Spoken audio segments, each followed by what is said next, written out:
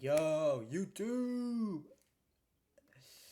Sorry, yo, why do I keep doing that bullshit? Like, why do I keep doing this for, bro? What am I doing? Damn, I gotta put no cussing in the start of the video. Anyways, it's too late for that. Watching, so you can see right here, woman discovers her grandfather's horrifying secret. Insanity, y'all want to watch it by yourself, which I hope you don't, because watch me watch it. Come on, baby. We're good, baby. Sorry. Anyways, that's I bet. Let's watch this video. Display. Y'all can hear it though, right? See, goddamn, I don't remember to check this shit before. You know what? Fuck. Damn, I cussed again. God damn it. Oh, I did it. Ivan, step out here. You got a warrant for your arrest. Yeah, so it's for murder charges. This is 60-year-old Eileen Gowan. She is briefly seen here leaving this apartment complex with a briefcase. This is the last time she would ever be seen alive. 911, what's the address for your emergency? So we're driving down the road to go shooting, and there is a dead body on the side of the road. Eileen's body would be found. This motherfucker ain't even trying to hide. He said, fuck it, I don't give a fuck if I get caught. You left it on the side of the road like that? You ain't damn, he was trying to get caught. I'm not gonna lie. What? Yo, that was me. Ooh, y'all never find the body. That was a lie. I'm not gonna lie. That make it seems like no. Oh wow. 13 days after the last time she was seen on CCTV. What was he doing? He didn't even try. Police believe she was entangled in a deadly love triangle prior to her murder. But over the course of the next several months, this cold case would turn out to be far more complicated. Turn out to be far more complicated. Turn out to be far. But over the course of the next several months, this more complicated turned out to be far. But over the course of the next several months, this more complicated turned out to be far. But over the course of the next several months, but over the course of the next several months, but over the course of the next several months, but over the course of the next several months, Yo. But over the course of the next several months, and even more Yo. But over the course of the next several months, and even more Yo. But over the course of the next several months, and even more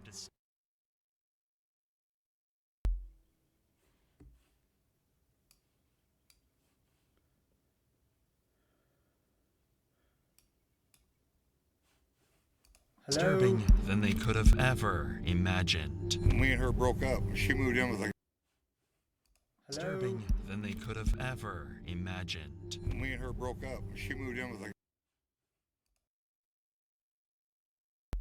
guy, and he tried to.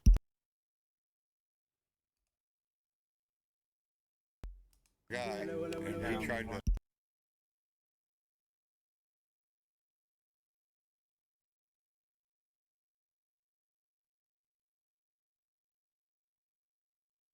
Mess with her. And all I know is his first name's Sam. They said we told her it was a bad deal with him. Because he told me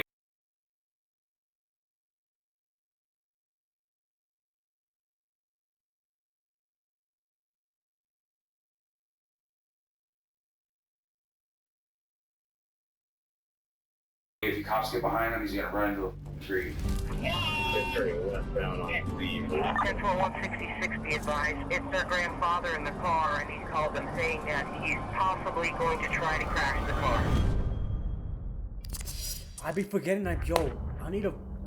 Fuck, there's too much going on right now. Stop. You're not ready. Yo, it'd be so much. Oh my god, when I mute, I'd be forgetting that I muted. On February I just start talking 13th, and I end up seeing that 2023, fucking red. Eileen Gowan Good. was seen leaving her longtime job at Sugar's Diner. She had just told her daughter over a text message that she was on her way to pick up some things from her friend Mike, who she had recently moved in with, after breaking up with her ex-boyfriend, Sam Brammer, only a week earlier. Strangely, she would specify that her co-worker at Sugar's Diner would be the one to drive her there. However, as Eileen left her workplace, no co-worker would show up. Instead, strangely, her ex-boyfriend Sam would be the one to pick her up. Hours would go by, but Eileen would never show back up to Sugar's. The owner of the restaurant, Megan, would begin worrying as to where Eileen could have gone and started frantically sending her messages asking for her whereabouts. But oddly, she would receive a single message back saying, "Leave me alone, I'm done." This was very strange coming from Eileen, as she almost never texted, usually resorting to phone calls, and was often extremely responsible. Something strange was going on. The day would go by, and Eileen would never be seen. The following day, Eileen's daughter would file a missing persons report for Eileen to the Council of Bluffs Police Department, and an investigation began. Detectives would begin collecting CCTV footage from everywhere in the town to try and fully document where Eileen went the day of her disappearance. But this would be quite the lengthy process. So without anything to go by, police would start asking her family and friends. Apparently, after leaving her ex-boyfriend, Sam Brammer, a week earlier, she had stayed with her new friend, Mike Brockman, a man her family claimed had likely assaulted her the night before she disappeared. This shined a suspicious light on both of the men she was involved with, so police would bring in both Sam and Mike for interrogation and see if they could find any leads. Mike was a friend of Eileen's who met her at Sugar's and became very close over time. It was still unclear to officers what happened to Eileen. At this point, for all they know, she could have just gone MIA and taken a break from her stressful life. However, if anyone would have the clues as to where she went, it would be Mike. So basically, as you know, I talked to you on Monday. Or Wednesday, I guess, was the first day I talked to you. I had received information from some of the family that you and Eileen were possibly in a relationship, or kind of sort of. She maybe lived with you for a few days or a week or so. But if you could just kind of go before Monday, just kind of tell us how you guys know each other, how she ended up out there at your place, that kind of thing, and we'll kind of move from there. She was a waitress at Sugar's, and I knew her from in there, and I talked to her before and stuff like that. Mm-hmm. And then she told me, I don't know, it was like on a Tuesday or Wednesday night, that she got kicked out and she needed a place to stay. That's the way you would stay at my place for a couple of days. I think it was Friday. She called me and she said, I won't be coming back. She says, we're getting back together, her and her boyfriend. Mm-hmm. And all I know is his first name's Sam. I don't know anything else about him. Okay. And so I didn't see her. And then she called me crying on that Saturday night, and she said, oh, we got into it, can I come out for a day? I said, you can come back out, but you gotta be gone Monday, because I can't have this, I'm single, I don't want anything like this going on. Two initial thoughts can be made upon hearing Mike's story. On one hand, it seems like Sam was back together with Eileen, so Sam would be a much stronger person of interest, as he'd likely been the last person to see her. On the other hand, Mike may have had a deep connection with Eileen, meaning if he learned she got back with her ex-boyfriend just days after moving in with him, he could have played a sinister role in her disappearance. But detectives plan to let Mike tell his side of the story before confronting him about the suspicious relationship. So I took her to work Monday morning. That'd been a week ago yesterday. Dropped her off at 5 a.m. And she was supposed to get off at, I don't know, she said 7 or 8. Her daughter was going to pick her up. She's going to go to her mom's and get her safe and take to her daughter's. And then she was supposed to come back to work at 2 o'clock in the afternoon. Well, then I get a phone call from the bar saying, hey, have you seen her? And I said, I haven't seen her, I haven't talked to her, nothing. Oh, she didn't show up for work. She didn't show up. I said, I haven't heard anything.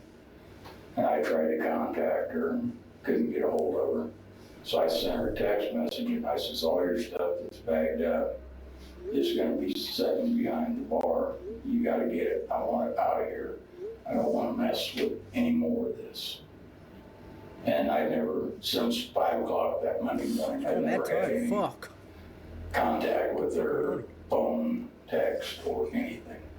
And then I didn't know anything until right before you called me that she'd come up missing. Okay.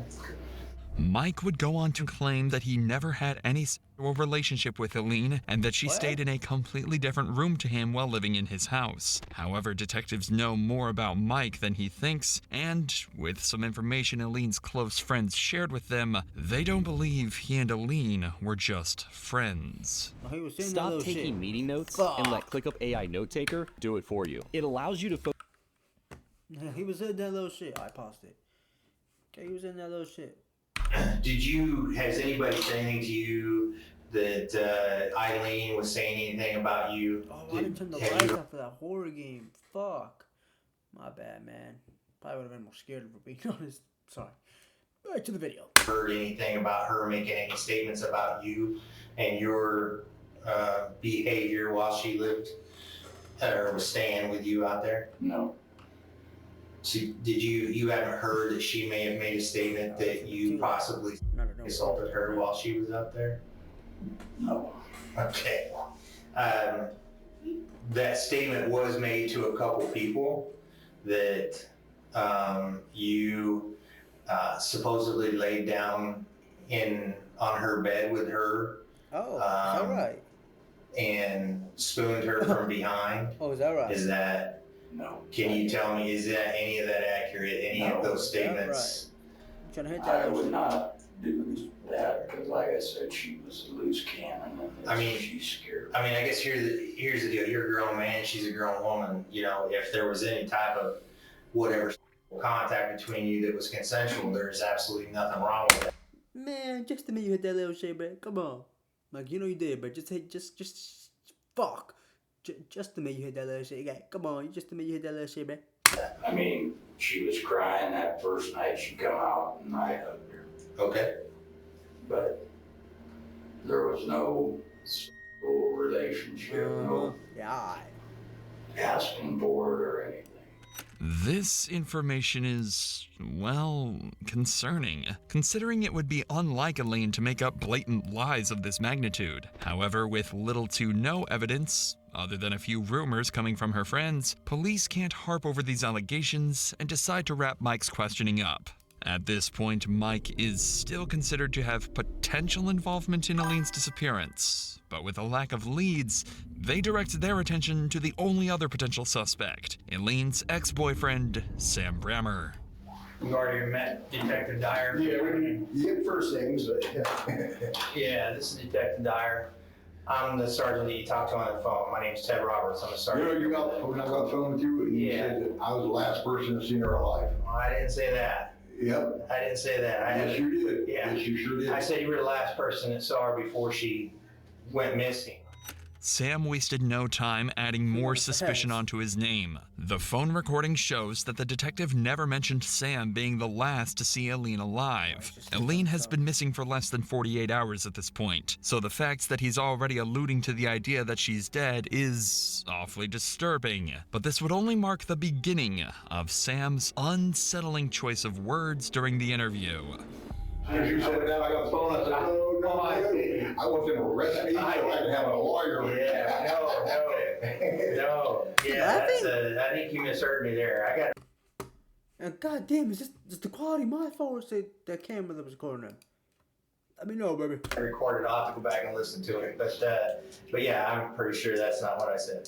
But I mean, basically, we got a crazy deal here where, Eileen is evidently, her family and everything else, she's never done this kind of thing before. She's never just, took off and gone.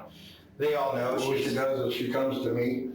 She's moved in with me 4 or 5 times. But usually when she moves in with me, she stays away from home. Yeah, because they said they talk every day. The daughter and her talk every day on the phone or whatever she says. Yeah. If they need something, then they'll get a hold of her. Okay. Just like when she got arrested for a DWI, she went to jail. They finally bailed her up. What did they do? They took her.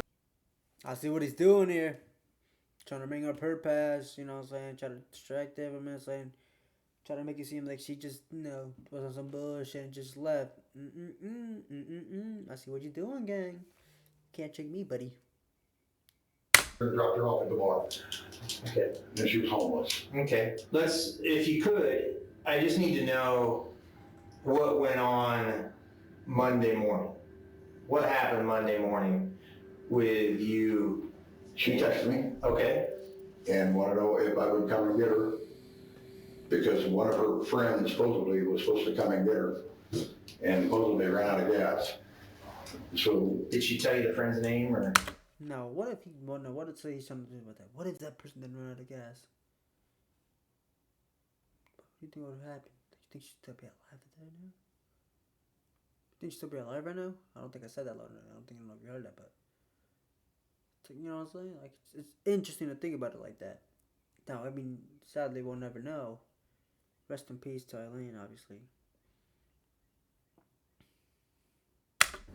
Okay. So I got there. And I said, I'll be there in a minute. She goes, don't come inside. I don't want Megan to know that we're back, or you're with me. I said, okay. And I pulled up, she gets in the truck.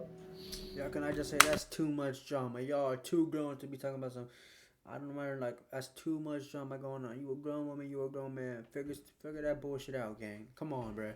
We take off, run out to this, supposedly the one that tried to do something with her. And dropped her off there. Then I left.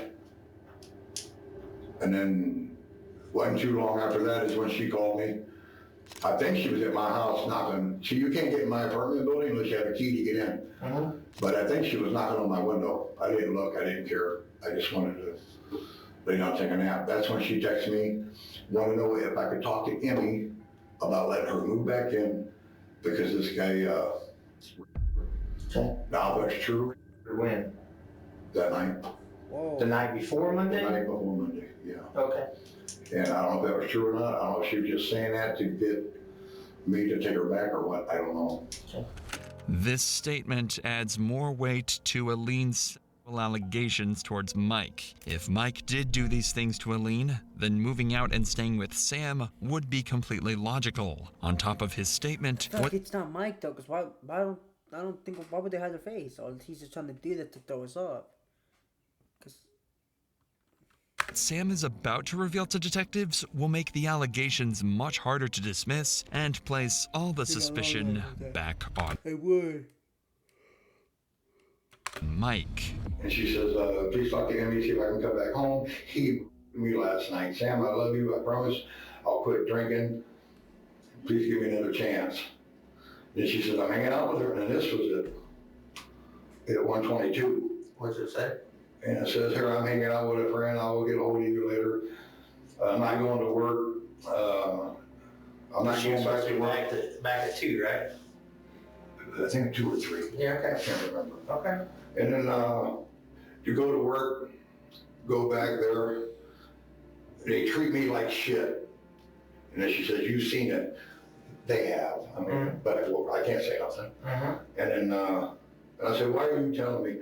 Why didn't you tell me this earlier when I was talking to you? You're drunk. You're drunk, ain't you? Be honest. That's why I can't do this no more. Please, do not call me no more, text me no more. yeah, I'm not gonna lie, gang. A girl tell you she got raped and you're talking about some you're drunk, aren't you? Gang, what? Okay, let's say she's just lying. That's not what you say though, dog. Come on. I'll be friends with you at work. And that's where she got pissed off. Said, you. This is Pod 5. Fuck. Hey, man, we in a struggle, baby. Y'all gonna struggle with me, man.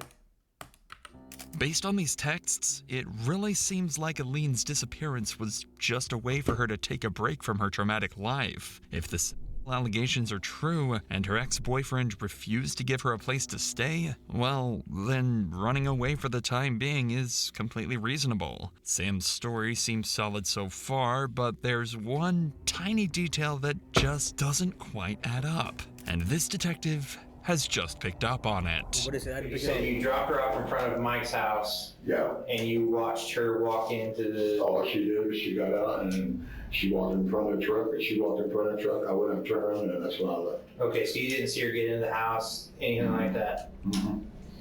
So if she had walked away from there, I mean, that's quite a ways away from your apartment complex. I wonder how she would have gotten to you. I told you some friend was supposed to come and pick her up. There was no Uber back then? What was this? Sam claims the day of Eileen's disappearance, he drove her from her workplace at Sugar's Diner over to Mike's house to get her belongings. After that, he drove off, assuming she was to be picked up by one of her friends. Fortunately, police can easily cross-reference these claims using surveillance footage. At this point, the majority of the CCTV camera footage has been obtained from the day of Eileen's disappearance, so detectives quickly wrapped up Sam's interview so that they could further investigate his claims. Additionally, the detective would apologize for assuming Sam's earlier word choice was suspicious. After nearly 48 hours of compiling this... Okay, that's Sugar Diner, driving scene, Burger King. Surveillance footage from around the town, officers managed to put together a complete timeline of Sam and Eileen's car ride. At 8:30 a.m. on February 13th, Eileen would patiently wait at her work, Sugar's, for Sam to pick her up. Eileen needed a ride to go and purchase a new apartment since Mike had kicked her out. She would tell her boss and daughter that a friend was picking her up because she didn't want anyone to know her and Sam were back together. Eileen and Sam would first drive to her mother's apartment, Dudley Courts. She would be seen carrying a suitcase-like object out from her mother's apartment, then leaving with it. This would turn out to be a safe containing $1,200, which she had planned to use as a down payment for an apartment. At 9:30 a.m., they would drive directly to the Sherwood apartment complex to purchase the apartment. However, the complex happened to be closed, so they were unable to purchase anything. This is where the timeline starts to deter from Sam's claims in the interrogation room. From 9:45 to 10:30 a.m., Sam's car can be seen driving all across town. He went in multiple circles and even made a quick stop to Burger King at 10:30. However, he never drove Eileen to Mike's house like he had claimed. In fact, Sam's car can be seen driving in the opposite direction to Mike's house the entire morning. This is concerning, but it would only get worse. For the next 2 hours, Sam's truck goes off the grid. It's completely unknown where he went, and no CCTV cameras had managed to capture his location. Luckily, at 1 p.m., his truck would appear back on the same streets he circled on for hours that morning, and eventually, he would make his way back to his own home at the Cottonwood apartment complex. But things were different in all the recordings past 1 p.m.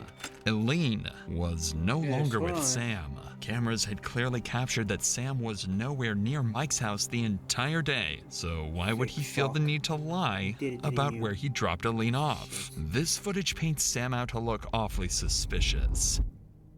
And while both Sam and Mike have some strong dirt to their name, Sam's clear lies convince officers to bring him back to the station the very next day, this time to confront him on his false alibis. Unbeknownst to detectives, this very interview would spark a months-long game of cat and mouse involving a high-speed pursuit, unsettling clues, and a chilling discovery.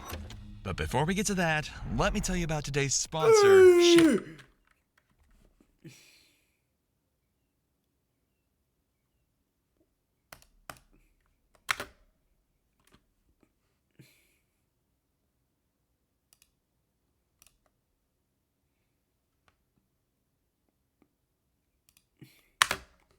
That said, let's get back to Sam Brammer, who had just been brought back to the interrogation room to explain the inconsistencies in his alibi. The other day when we were in here, you told me that you got a phone call from her and you went to pick her up from her. So if you could do me a favor and just kind of go through that timeline again. We know that it was somewhere right around at 8:30. So if you can just kind of go through that timeline again as far as... I'm not too sure on the time. Okay. But anyway, she texted me that morning, and I didn't text her back. I called her, and she wanted to know if I would come and get her, because some girl was supposed to pick her up, and she ran out of gas. So I went and picked her up, and she got in the truck. I left, and... Monday CRM has the best AI features in the game. Especially in sales. Hands down. So for me, email composition works like magic. Imagine stuffing on the gas. Like, ooh, like, I know so many ifs, but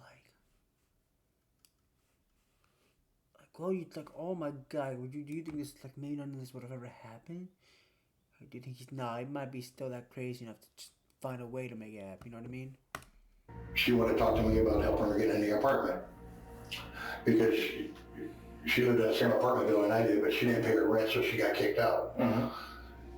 So, but she didn't want to go home right away. So me and her just went right down Broadway, and then she wanted to stop at her mom's house. I stopped at her mom's house, and she was in there for, I don't know, 5 or 10 minutes. She come out of there, got back in, and then we was going back down Broadway, just talking some more. And she promised me, she wanted me to drop her back off at his house. But she made me to promise I wouldn't do nothing to him, and I told her I promised. As a matter of fact, when we get there, we just get out, you walk in front of the truck, I'll go turn around and I'll leave. And she says, okay. Okay, so you went up there, you dropped her off, then what'd you do? And as soon as I pulled up, and she didn't want me to go in the driveway in case he was there. Okay. And she got out of the truck, and when she got out of the truck, she walked in front of the truck, and that's when I went straight, turned around, and came back. Okay. And I hit straight home. So you went back down to the highway, went back down to Kingsville? You left her there? Huh? You left her there? Yeah. Or you... No, she got out of the truck. She didn't want me to come in. Just a second ago, you said she went in, grabbed clothes, came back out to your truck, and you guys left again. No. That was at her mom's house. Clearly, Sam is lying. Yeah, no. Because it was that proof of her walking in her mom's house with mad money on her, mad bread, mad cheese, mad paper, mad dough, mad guac, mad money. I already did that one. Hold on. Mad. I got one more in me. Hold on.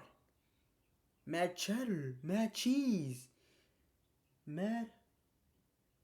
That's all I got. About where he was the day Yeah, of the hold on. I completely missed the point where I paused it though.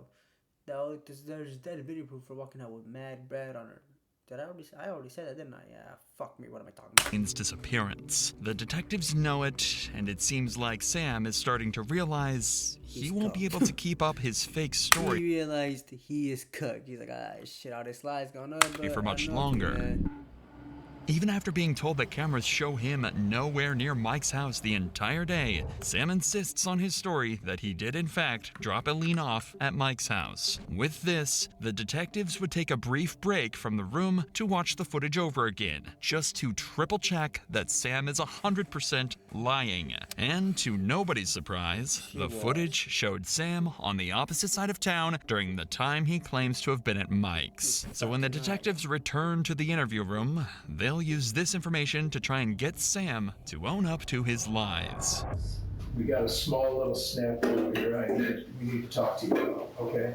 So you said after you dropped her off out there off of Highway 191 at that residence, you headed back to your apartment. We checked some of our cameras, okay, and we have a camera at 36th and Broadway, and we have your truck going westbound at 9:28 a.m. going to Omaha, okay? When you pass 36th and Broadway heading west. So you didn't go home, you went over to Omaha, it looks like. Do you remember what you did or who you saw? I don't remember going to Omaha. Where'd you go? I told you I went straight home. I don't remember going to Omaha. Well, the camera doesn't lie. It's your truck and it's your license plate number. Right. Okay.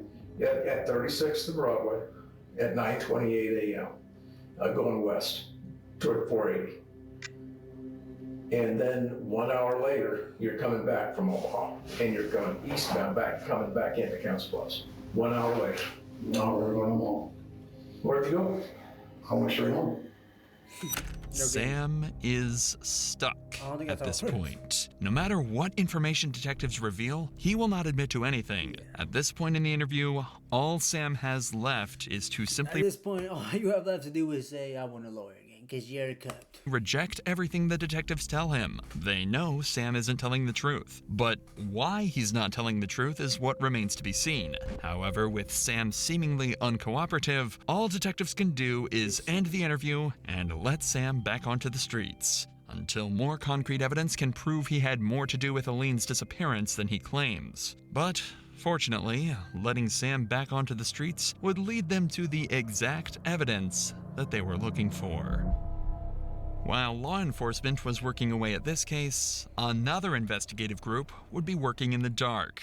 Aline's family. Everyone held hope that Aline was still alive, but with time passing, her family was demanding answers. Sam and Aline had a long history of arguments, physical assault. Wait, so maybe she didn't die. Well, no, I don't know. And much more that the family was... Her body literally said at the beginning of the video that her body was found. well aware of. They knew Sam had more information about Aline's whereabouts than he had told them. So, to figure this out for themselves, Aline's son, Jack, would show up to Sam's door that same night, and he would pound on the door, and upon opening, Jack would ask the simple question, "What the hell did you do to my mom?" In Jack's words, Sam stared at him as if he had seen a ghost and then shut the door in his face. Sam panicked. Whatever he did to Aline, people were starting to catch on. Later that night, Sam would talk to his granddaughter, Emily, and would claim that he was going to harm himself so that he could go visit her deceased grandmother. This shocked Emily, as in her eyes, Aline was still alive. Quickly, she would call 911 to report everything Sam had just told her, and shortly thereafter, police would locate... Go back. What exactly did he say again? I'm bugging. Need to make sure. Panicked. Whatever he did to Aline, people were starting to catch on. Later that night, Sam would talk to his granddaughter, Emily, and would claim that he was going to harm himself so that he could go visit her deceased grandmother. I will kill myself. That's what the video said, by the way. Not me, just in case. Okay?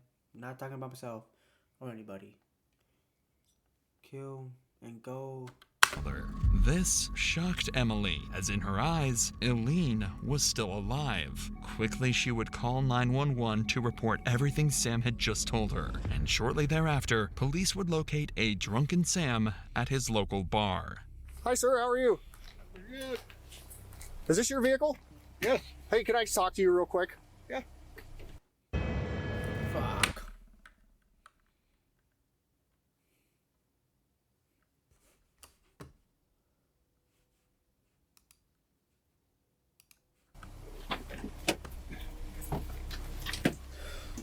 Do you have any weapons or anything on you? No. Hey, we were called to check your welfare. Okay, I think you talked to your granddaughter earlier, and she was concerned about you, some of the statements that you made to her. I'm here for you, man. Tell me what's going on. Why are you feeling the way you're feeling? My girlfriend, it was like a week ago, me and her broke up. She moved in with a guy, and apparently he raped her. What's his name? The only thing I know, he goes by Mike. Me and her broke up. She didn't have a place to go. She moved in with him. She told me Friday he tried to mess with her. So I called my son and see if he can move back in, because he kicked us out. So I called my son and see if he can move back in with her. And then I went to his house, got her stuff, took her to my son's. And then the next morning we went to work, and then she went right back to him. So I don't know. So what comments did you make to your granddaughter that would be concerning this evening? I just told her I'm gonna go out and have a couple of drinks, and I love her. That's it. Okay, did you mention something about seeing Grandma tonight? What's that? Did you mention something about seeing Grandma tonight? No. I would like for you to talk to somebody tonight. I would like for you to talk to a medical professional. Okay, I don't want to have to drag you up to the hospital, but I most certainly will. I think based off of what the granddaughter has told us tonight, and kind of the. Oh, she call you? Yeah. Oh shit. Yeah. Yeah. So. She was crying when we went and talked to her. I mean, she's. Oh extremely, really? Yes. She was very emotional. Her best friend and aunt are currently at the apartment because of what you said. Wow. Based off of what they have told me tonight, I'm gonna give. Wow. Sorry, I know I shouldn't be laughing, but wow. Wow. Be one of two options. You can go up willingly and talk to a medical professional tonight. Okay. Or I can take you up there and you'll stay there for 72 hours. Okay. I can't have my granddaughter come get me? No. Based off of what you've told us and what's going on in your life right now, yeah, you need to talk to somebody. I don't think that we would be doing our due diligence to do our job to make sure that you're not going to hurt yourself based off of what's going on with you and your girlfriend. Okay? You need to talk to somebody tonight. Okay? And so the best course of action is to go up to the hospital, your choice, to go to talk to somebody about it tonight. Sam's mental state was clearly deteriorating. Whatever happened to Aline, regardless of his involvement, was really getting to him. Following this, Sam would be placed in a psychiatric facility for the next 2 days, where he would undergo therapy and psychiatric care. During these 2 days, detectives would aim to gather more intel on the case, this time by interviewing the family of Aline and Sam. They'd bring in both Justin Brammer, Sam's son, and Nicole Shipper, Aline's daughter, and both of them would reveal significant details crucial to solving the case. This is Detective Zach Milner. I just want to get as much history as you can tell me or talk to me about when it comes to your mom. What was their relationship like over there? Not a healthy one. Okay. What do you mean by that? He didn't like her drinking. He thought he could change her get her to stop drinking. I told him that he can't because she won't change for her kids. She's not going to change for a man. And he seemed to think that he could change her, so he kept trying with her, but there was things on his part and her part that were not healthy. They both had jealousy issues. He has a very short temper, and littlest things will set him off, and it's like ridiculous. When they were good, they were good. When it was not, I was constantly in the middle of it because she's my mom and that's my boyfriend's dad. And They were good when they weren't drinking, especially when she wasn't drinking. She'd bicker, she'd argue, they start arguing, it just escalate. Next day they were fine. They go to bed angry. Nah, I can't do that. I'm not. Did you ever see it get physical? Cannot go to bed angry with your significant other, bro. You just can't go. I'm gonna lie. Going to bed angry with a person, with your girlfriend, boyfriend. Like, nah, gang. That's just not it, bruh. No, never seen it physical. He told me she grabbed him by her neck a couple times, but that was about it. Okay. Why would he grab her by the neck? No, she grabbed him by the neck. Oh, okay. It seemed like Sam and Aline had a rocky relationship, but it rarely escalated to the point of violence. And if the fights did turn violent, it was Aline doing the physical harm to Sam. The week prior to last Monday, what was going on? They were separated. For the girlies. She called me before she went missing, telling me how she don't want to get back with him because she's tired of him throwing her out for little reasons, and she's sick of not being able to have a stable home because he just gets so mad at the smallest things and just kicks her out. Did Emily want her to go, or was it your dad that wanted him to go? Was it Sam? My dad. Okay. He'd take her back, he'd kick her back out, he'd bring her back, kick her back out. So you need to stop. I mean, you guys need to just separate. In a massive multiplayer game with endless possibilities, every jump is a call to fate. Epic battles, ancient treasures, priceless resources, vicious raiders. Your next step could be Separate ways. Sam's family strongly suggests that Aline was in fact the troubled one in the relationship, and Sam tried over and over to cut her out of his life. This only perplexed detectives, and simply doesn't explain why Sam's been acting so strangely following Aline's disappearance. 2 days after these interviews, Sam would be released from the psychiatric facility. Fortunately for Sam, no new leads had come out regarding Aline's death, meaning he could finally have some peace for the first time in the last week. Or so it would seem. Because on February 21st, the same day Sam was released, he would go to Walmart to restock on alcohol. However, right as Sam was about to get in his truck and leave, an off-duty officer spotted him and decided to ask some questions related to Aline. Hesitantly, Sam asked to move his truck, and then he would talk to the officer. But the moment he got into his car, Sam would slam on the pedal, nearly hitting the officer, and floor his truck down the road, flying past pedestrians. The cop would jump in his car and begin chasing Sam, who would only pick up speed as he ramped up to over 100 miles per hour down the peaceful roads of Rexburg, Idaho. It's turning westbound on C. He's now eastbound on A from 28. If that deputy's in the white Tahoe, he can light it up. He's approaching him. The chase continued for multiple minutes, but it became clear to officers that Sam had no plans of slowing down. So the chief officer radioed in to call the chase off. Shut it down. I'm shutting it down. Sam had just successfully run from the police, and while he was hold on. having Why the did the chief shut it down? Probably better tell us, but probably didn't want anybody getting hurt, unnecessary damage or shit. I'm guessing. time of his life, this chase obviously made things much, much worse for Sam.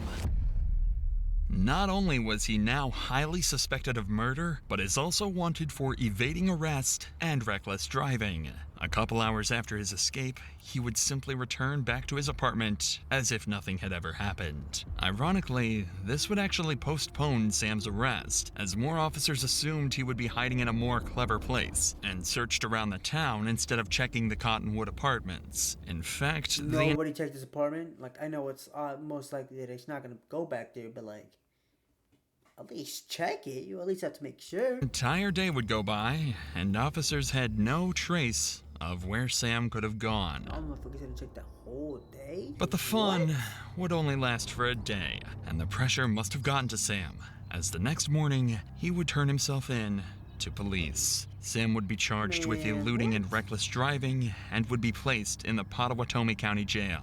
However, Sam would only spend one night in the county jail after being bailed out by Emma Lee. So by the grace of a miracle, yet again, Sam Brammer was back on the streets. During this time, Sam would go to the bank and hand them a large stack of cash to deposit into his account. This wad of cash would come out to be approximately $1,200, the exact amount found in Aline's safe that she had the day of her disappearance. Additionally, Sam would drive his truck over to the scrapyard. He would ask to fully dispose of it, crushing it to pieces, and even shredding it after. To make sure this got done, Sam would meticulously watch the entire hour-long process, ensuring his car was turned to dust. It couldn't be more obvious that Sam had something to do with Aline's disappearance. The lies to detectives, the disturbing comments to Emma Lee, running from the cops, cashing in Aline's safe money, and now shredding the only potential piece of evidence he had left. On top of all of that, detectives had looked into the claims involving Mike Brockman and discovered that Mike was at work all day at Omaha, Nebraska, nowhere near Sugar's Diner, where Aline was last seen. All of that leaves Ivan Sam Brammer as the final suspect. But with no direct evidence, all law enforcement could do is wait until new clues came their way.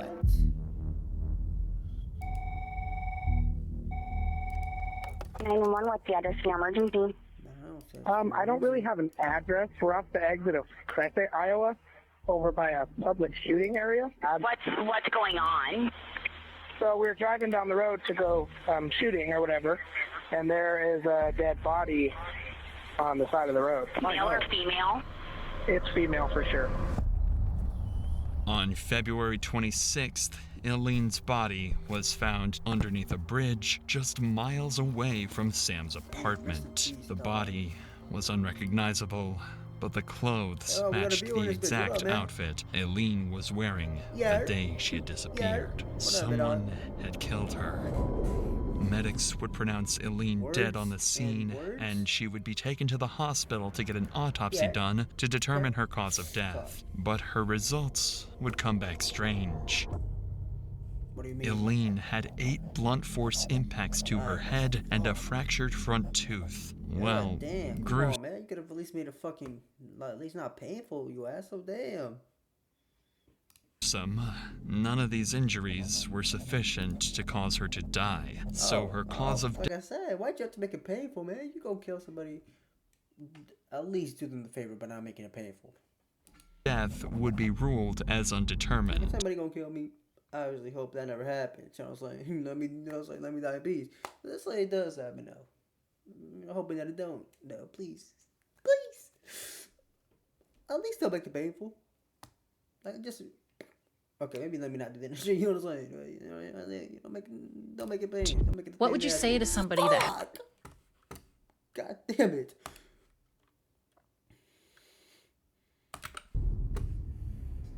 Unfortunately for police, this meant they wouldn't be able to immediately charge Sam with murder. However, with all the sufficient evidence they'd gathered throughout the course of the investigation, they had enough to charge him with abuse of a corpse. Quickly, they'd receive an arrest warrant, and for the 4th time that month, officers would arrive at Sam's apartment, this time to finally seal his fate. Hello, morning. We're looking for your grandfather. Is he here? Okay, just 1 second. Just go. Sam, right? He goes by Sam. Okay. Is there anybody else in there? No, just him. He's sleeping. Okay. Has he got any guns or anything like that? Okay. Well, he's got a warrant, so we need to talk to him. Just let that officer in. I'll be right there. Damn, the granddaughter really had to witness this too, bro. That's kind of sad. Ivan! Step out here. Regardless, but having to show us your hand. No, no. Hey! Okay. Come here. You got a warrant for your arrest. I'll let you smoke that if you just no. Oh, damn, you can smoke it. All right. Oh no, he's putting it away. But I said, damn, you can't even put it away for one man. Fuck. Get my shoes? Yeah, we'll get them. Yeah. We'll get them. I'll put what am I arrest for? Huh? What am I arrest for? I'll explain it here in a minute, all right? Hey, we didn't let you go anywhere. Second. Use of his corpse. What the fuck? Okay, you'll be Hawk County. You'll be able to call you a little bit. Thank you. Sam's games had finally come to an end. Sam would eventually go to court for the murder of Eileen Gowan. Forensic pathologists would spend weeks investigating Eileen. Why did I sound surprised that they were going to court? Like, it's pretty fucking obvious at this point in the video that he's the fucking murderer. Eileen's death, and eventually they would discover zipper marks on the neck of Eileen, signifying that she was strangled to death, likely by Brammer. This pile of circumstantial evidence seemed to be enough for the jury, and on November 17th, 2023, Ivan Samuel Brammer was charged with second-degree murder, abuse of a corpse, and theft. He was sentenced to 65 years in prison. Good, bruh. So, like, there'll be some of these cases, motherfuckers be barely getting charged. They'd be getting like 5-10 years, maybe 15 max. Like 20, okay, maybe 20. But still, like, damn, they killed somebody, bruh. Oh. Parents, son. That's gonna be a video. Oh, hold on, though. Let me end this YouTube video real quick, though. Hey, yo. Yo, cut this camera. Yo, cut